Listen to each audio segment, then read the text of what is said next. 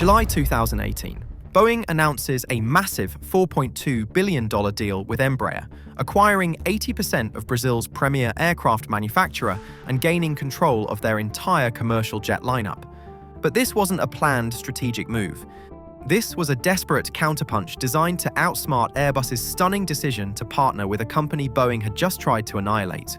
You see, just 1 year earlier, Boeing had filed a trade complaint demanding 300% tariffs against Bombardier's C Series, a calculated move to block its entry into the US market and silently kill the entire program. However, Bombardier and Airbus outmaneuvered Boeing with a brilliant partnership, handing Airbus a world-class aircraft for just $1, and rendering Boeing's tariffs completely worthless. But Boeing wasn't ready to accept defeat just yet. So they struck back with the Embraer deal, acquiring the jets that would compete directly with the very aircraft Boeing had just tried to destroy. On paper, it looked like the perfect countermove, until a series of events Boeing never saw coming turned their $4.2 billion master plan into a complete disaster. This is the story of how Boeing had two chances to dominate the small jet market, and somehow managed to lose them both.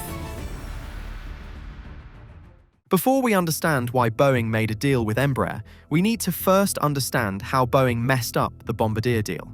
Because what looks like a simple trade dispute on the surface was actually one of the most catastrophic strategic blunders in modern aviation history, a series of miscalculations that not only handed Airbus a world-class aircraft for essentially nothing, but also cost Boeing billions in lost opportunities and damaged relationships that still haunt the company today.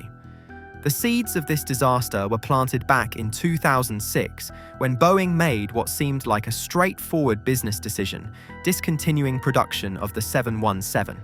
At the time, this appeared logical. The 717 was a niche product, inherited from Boeing's merger with McDonnell Douglas, and it never quite fit into Boeing's streamlined product strategy. But this decision created something Boeing hadn't fully considered, a significant void in the market for aircraft serving routes with 100 to 150 passengers. This wasn't just any market segment. Across North America and Europe, hundreds of airports depended entirely on aircraft in this size category for their connectivity to major hubs. For years, airlines had relied on aircraft like the Boeing 717, the McDonnell Douglas MD-80 series, to serve these routes profitably.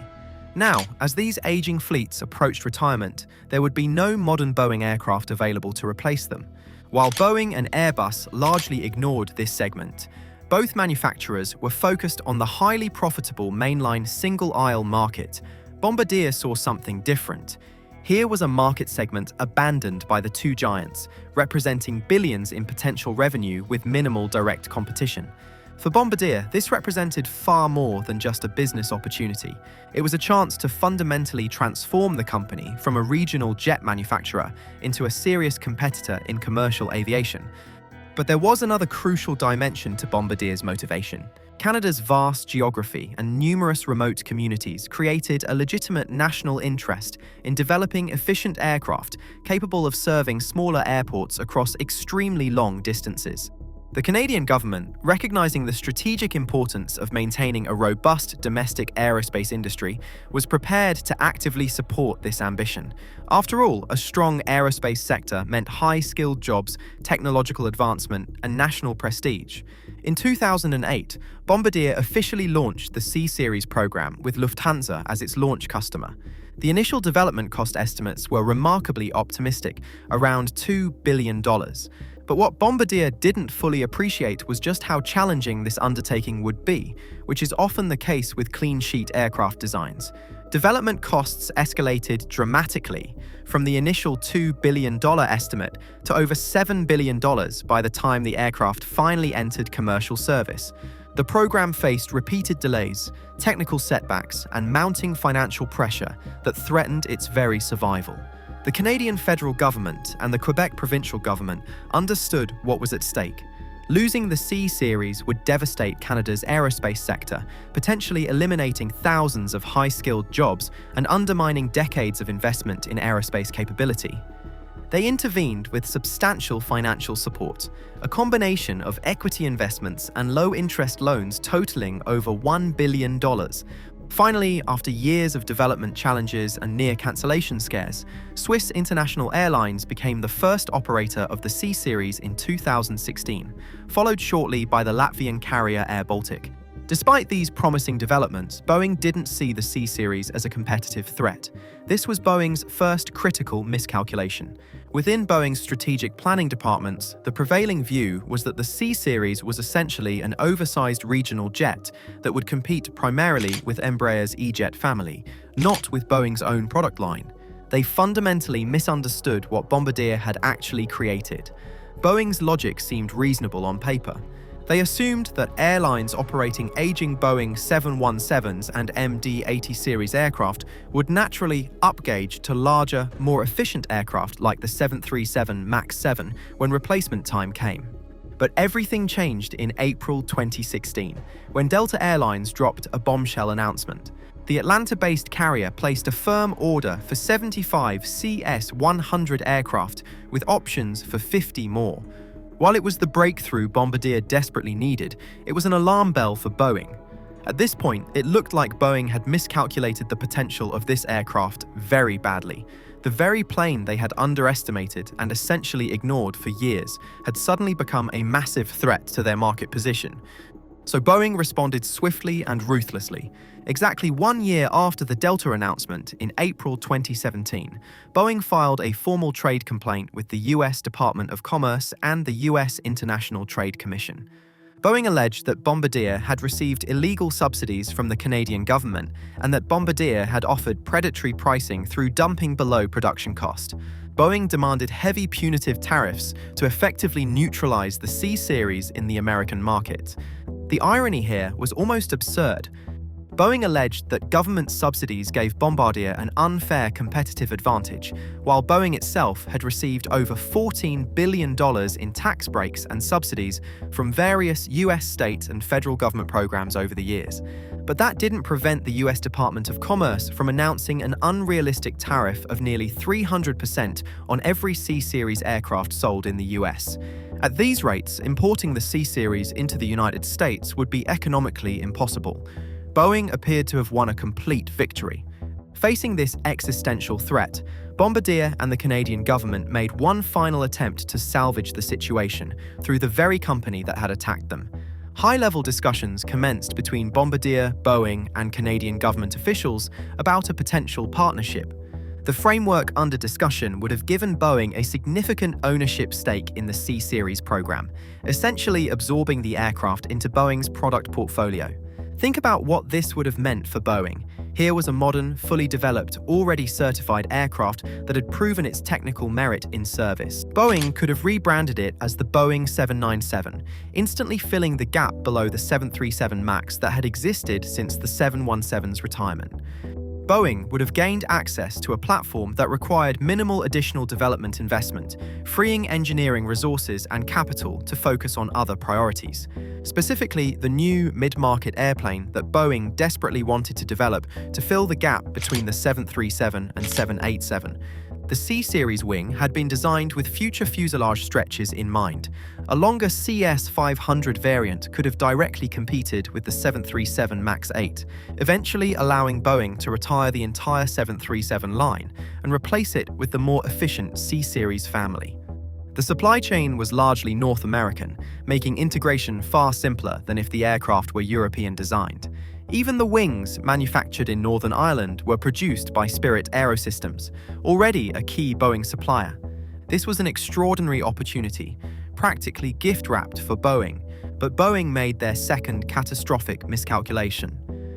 In a decision that defied strategic logic, Boeing unilaterally terminated the partnership discussions and chose to press forward with its trade complaint. With Boeing refusing to negotiate, Bombardier had only one remaining option. Just weeks after the preliminary tariff announcement, Bombardier turned to Airbus. On October 16, 2017, Airbus and Bombardier unveiled a partnership that stunned the aerospace industry. Airbus would acquire a 50.1% controlling stake in the C-Series program for just $1 Canadian. while contributing no cash and assuming none of the program's debt. A company on the brink of bankruptcy was effectively paying to give away its crown jewel to Boeing's biggest rival. But the deal's true brilliance became apparent when Airbus announced its next move. The company would establish an assembly line for the newly renamed Airbus A220 in Mobile, Alabama, the same facility where Airbus was already assembling A320 family aircraft for the North American market, rendering Boeing's trade complaint largely irrelevant. But Boeing wasn't ready to admit defeat just yet, and what it did shocked the entire aviation industry. In July 2018, just 8 months after the Bombardier Airbus deal was announced, Boeing and Embraer officially revealed a memorandum of understanding that would create not one but two separate joint ventures in what appeared to be Boeing's answer to Airbus's acquisition of the A220. Under this agreement, Boeing would pay $4.2 billion in cash for an 80% stake in Embraer's commercial aircraft division. The deal would give Boeing control of the E-Jet family, including the brand new E2 generation that had just entered service. The second joint venture involved the KC-390 military cargo aircraft, a modern tactical transport roughly equivalent to the Lockheed C-130 Hercules, a category where Boeing lacked a competing product. Boeing would take a 49% stake in this program and provide global marketing and support against its another competitor, Lockheed. While industry observers immediately recognized this as Boeing's response to the Airbus-Bombardier partnership, executives at both Boeing and Embraer described the arrangement as a win-win situation. This characterization held genuine merit. Embraer's brand new E2 generation jets had just entered service with advanced technology and improved efficiency, but the aircraft family had struggled to secure sales in the crucial North American market. For Embraer, gaining access to Boeing's enormous commercial and military customer base represented a transformative opportunity, especially after losing JetBlue as a customer to the Airbus A220, despite JetBlue already operating older Embraer E-jets in their fleet. For Boeing, the partnership would allow them to mirror what Airbus had accomplished, extending their product range downward into the smaller aircraft segment and filling the void left by the 717's retirement. The E2 family would compete directly with the A220, preventing Airbus from dominating that market segment unchallenged. But there was actually a deeper strategic angle that few observers fully appreciated at the time. Boeing had long planned to develop a new mid-market aircraft to replace the aging 757, which had ceased production in 2004. This new airplane was supposed to enter development after completion of the 787 program, but the 787 Dreamliner's troubled development had consumed vast engineering resources for years, running billions of dollars over budget and years behind schedule. Simultaneously, in response to Airbus launching the A320neo with new efficient engines, Boeing had made a hasty decision to re-engine the 50-year-old 737 design, rather than develop a clean sheet replacement. This meant Boeing's engineering staff and financial resources were completely occupied, and there simply wasn't enough capacity to simultaneously support both the MAX program and launch the NMA on the timeline Boeing wanted. But here's where the Embraer deal offered an elegant solution. This Embraer deal would have given Boeing access to the Brazilian manufacturer's substantial engineering workforce at a critical time. The company had just completed the intensive development and certification of the E2 family, meaning it needed new projects to keep its highly skilled engineers productively employed. This partnership would allow Boeing to tap into Embraer's engineering capacity to accelerate development of a new mid-market aircraft, while its own engineers focused on stabilizing the 737 MAX and 787 programs. However, this time Boeing's luck had run out. Just 3 months after the announcement, in October 2018, the first MAX crash occurred, followed by another devastating accident just 5 months later. Within days of the second crash, aviation authorities worldwide grounded the entire 737 MAX fleet in what would become the longest and most expensive grounding in aviation history. The financial and reputational damage to Boeing was catastrophic. The company faced billions in compensation payments to airlines for lost revenue, legal settlements with victims' families, and congressional investigations exposed a corporate culture that had prioritized cost-cutting and schedule over safety. The Embraer deal, which had seemed so promising just months earlier, was now a massive financial commitment that Boeing could barely afford. By April 2020, due to the global pandemic, Boeing's situation had gone from bad to worse. But what followed was even more shocking. Boeing unilaterally terminated the Embraer partnership agreement and blamed Embraer for failing to satisfy certain conditions for the deal's completion, but offered no specifics about what those conditions were or how Embraer had failed to meet them. But Embraer didn't accept this characterization quietly. The Brazilian company issued a forceful public statement asserting that it had fully satisfied all conditions. Its leadership stated unequivocally that the real reason for Boeing's withdrawal stemmed entirely from Boeing's financial situation in the wake of the 737 MAX crisis and the pandemic, and accused Boeing of manufacturing a pretext to abandon the deal in a calculated attempt to avoid paying substantial breakup penalties. The dispute ended up in arbitration, where Boeing had no choice but to pay Embraer a $150 million settlement for wrongfully terminating the partnership. Boeing's aggressive campaign against Bombardier, its dismissive attitude toward the C-Series program, and its subsequent attempt to outsmart Airbus through the Embraer partnership had completely backfired, leaving Boeing in a dramatically weakened competitive position with nothing to show for years of effort. The story of Boeing's battle with Bombardier and subsequent Embraer debacle isn't just about corporate strategy gone wrong. It's a case study in how short-term thinking, corporate arrogance, and a failure to recognize genuine innovation can turn potential opportunities into catastrophic defeats. Boeing had two chances to acquire world-class aircraft developed largely at someone else's expense. Instead, they strengthened their biggest competitor, alienated potential partners, and demonstrated to the entire industry that they had lost the strategic vision that once made them the world's greatest aerospace company.